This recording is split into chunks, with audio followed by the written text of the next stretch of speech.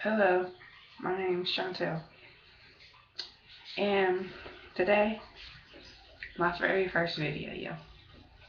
And I think I should talk about bullying. See, I was a bully and I was a victim, and I'm gonna tell you this: neither one is cool. I mean, you don't want to be bullied, and you don't want to be a bully. Cause what if the person dies or kills themselves, like in my condition? Uh, I'm not gonna get into that right now. I'll get into that later. But right now I want to talk about it's not cool. I mean, you don't want to be a bully. I mean, cause bullies they're not they're not popular. They're not funny. Ain't nothing funny about being a bully. Talking about, oh my gosh, look at what she got on. She ratchet. She that. No, that's not cool. I mean, you don't want to be in that position. And teachers act like they ain't never been a teenager or they ain't never been a kid before in their life. I mean, I'm 13, and people act like, oh, I ain't never been 13 before. I ain't never been 12. I just turned 13 July 25th. I'm just now turning 13, and I ain't really, been out there. And you got girls out there, 13, 11. I seen this one 11-year-old girl. She wanted to have a baby. And, like, that's something to get somebody to bully you about. I mean, it's crazy. And I was brought up in a very strict and religious home. And I am still. But this is my bully story, okay? In third and fourth grade, I was bullied a lot. They said, because I was the new girl, and they said I stank, I smell like fish, I was poor, my lights was turned off, all this stuff. They said I was ugly, I was dark. I mean, I'm dark and lovely. I mean, I don't care about that. Call me dark, but it's whatever. And so there's this one boy, and yes, I'm about to call him out because I'm not scared. His name is Frederick Watson. Yeah, and this is when I stayed in Dallas. He always mess with me, and him and his little friend. They used to always mess with me. They called me Dookie Fruit, Stank, and just different kinds of names, and it really hurt my feelings because back then I was like, why would they say something like that to me? Why would they be mean to me like that? I mean, I ain't do nothing to them. And so the bullying kept on all the way to fifth grade, and then in fifth grade I was like, whatever, I don't care no more. And then I had problems going on at home, and then I came to school, I had problems. So I went to my guidance counselor, and I was like, I'm done. I am done. I do not want to be here no more. Why do I need to be on earth if I got so much crap going on? It's like, whatever, I don't want to be here. And then she was like, well, how are you going to do it? See, my brother, he takes medicine, and there's a lot of medicine in my cabinet. So I was like, okay, I'm overdose. Yeah, I can do that.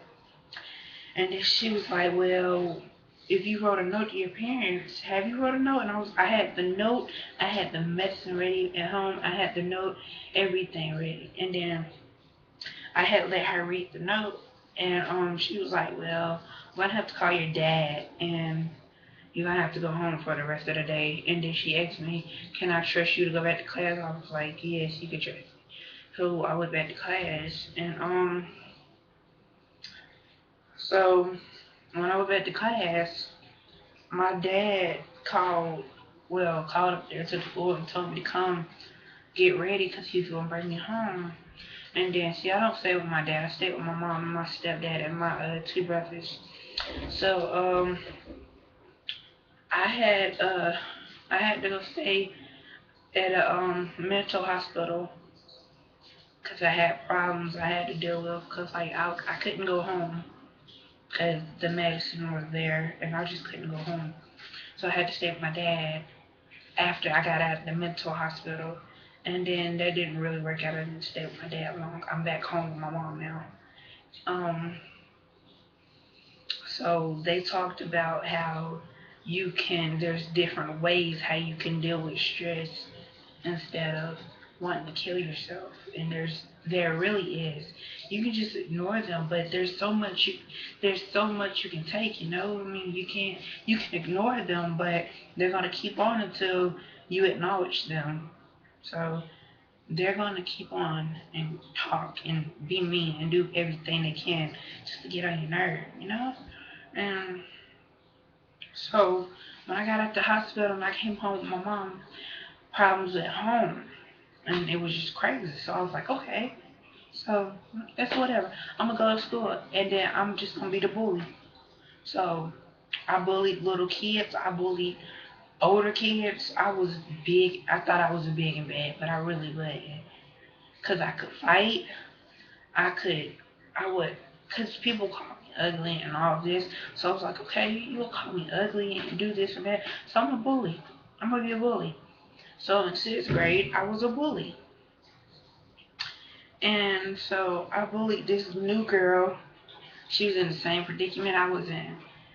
And I bullied her bad. I mean, really bad. And we got into a fight. Well, it really wasn't a fight because she didn't hit me. I hit her. And I kept on hitting her. And so a couple of days went past. I was suspended for 3 days.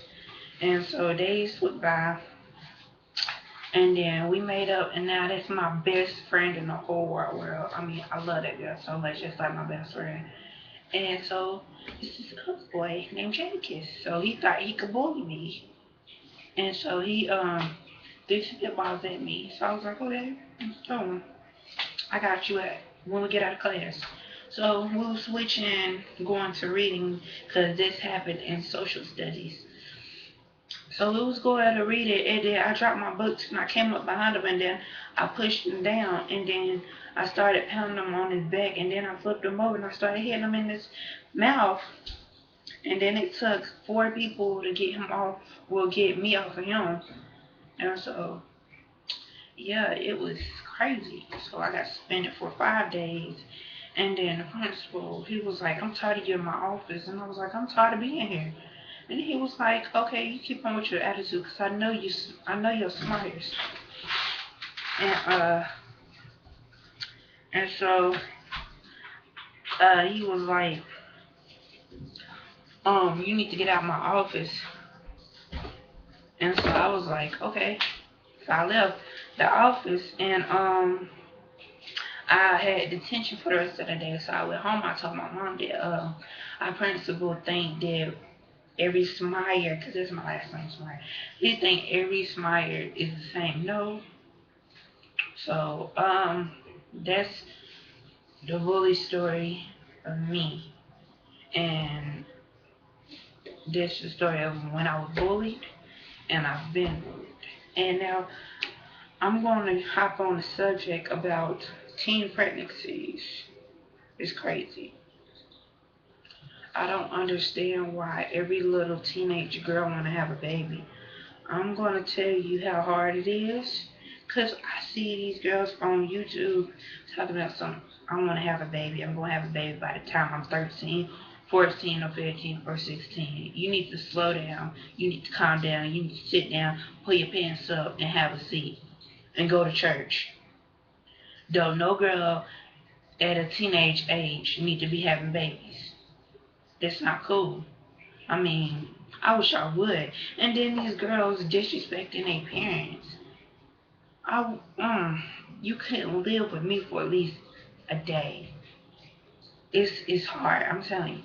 You think it's hard at your house. You think you can rule your mama, and you still think it's hard. Come stay with me for at least a day. No, matter of fact, an hour. And then in that hour's time, I would have you changed for real. Everybody in my household would have you changed. I mean, why would you want to have a baby? Babies are hard to take care of. The other day I was at the store looking at how much milk formula costs, and it's high. Diapers are high. Everything that involves babies are high. Only thing cheap is pacifiers, and that's like $4. That's high enough. And like you still want to have a baby, where are you gonna get the money? Oh, let me guess, prostitute and what? What you gonna do? You can't get a job. I mean, because you got to have a high school diploma, and it's hard. You can't go to school, take care of baby, and have a job at the same time. It's impossible. I mean, it really is, and you can't do that. I mean, it's kind of hard. And so, yeah, my brother and his girlfriend, they're pregnant. Well, she's pregnant, and they're teenagers. It's hard. I'm telling you, it really is hard. My grandmother had my dad and well had my aunt because she's the oldest at the age of 15, and my grandma passed away last year though. But it is hard. It's hard taking care of babies while you just a baby yourself. I mean, you need boys zip up your pants, sit down somewhere, girls pull your skirts and dresses up and put undershirts on. You don't see me walking around with my shirt hanging all low like this, showing all my cleavage. Girls, you need to start wearing undershirts. You need to start wearing pulling your shirts up, wearing coats underneath that. I mean, over top of it. Like that's nasty. Don't nobody want you showing your stuff. You got elders out here that work hard for freedom and all this other stuff, and you want to go be disrespectful and show all your stuff? No, that is nasty. Pull it up, pull it up. I mean, skinny jeans, they okay. I mean, stuff like skinny jeans, tank tops, not like spaghetti straps, nothing that shows too much. I mean, that's okay. But you showing everything, that ain't okay. That's not cute. You can be cute and covering up too. You ain't gotta be the type of cute that's like a hoe. You ain't gotta be a hoe. Cause if you dress like a hoe, then they gonna think you is a hoe. You're not. I don't think girls are hoes. No, we're not hoes. Okay, and I know I've been talking for at least 11 minutes now, and I just had a lot to say. I mean, it's time for us girls, to stop letting men call us the B words, because I don't cuss. I don't cuss. Stop letting us the B words, hoes, sluts, anything like that that's out of our name. It's time that we stop giving them reasons to call us that. We're women, ladies, girls, okay? We're nothing. We're nothing like that. The female, the definition of the B word is a female dog, and we ain't no female dogs, okay? We're not. No, we're not that. And so, what we need to do is start working together and trying to, you know, pull it up, zip up your pants, don't let your pants down, don't let boys get in between your legs, and all that. And we'll be great. We'll be good. I mean, it's time for us to stop acting like that. Oh, and I got one more thing to say. For all these bullies, if you're a bully and you're watching this video right now, come to Gastonia, North Carolina, 204. No, I ain't even gonna say my address, but just come to Gastonia.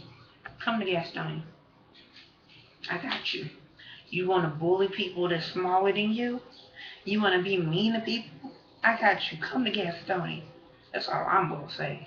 I mean, I ain't threatening you, but you wanna be big and bad. Well, then come to Gastonia. That's all I'm gonna say.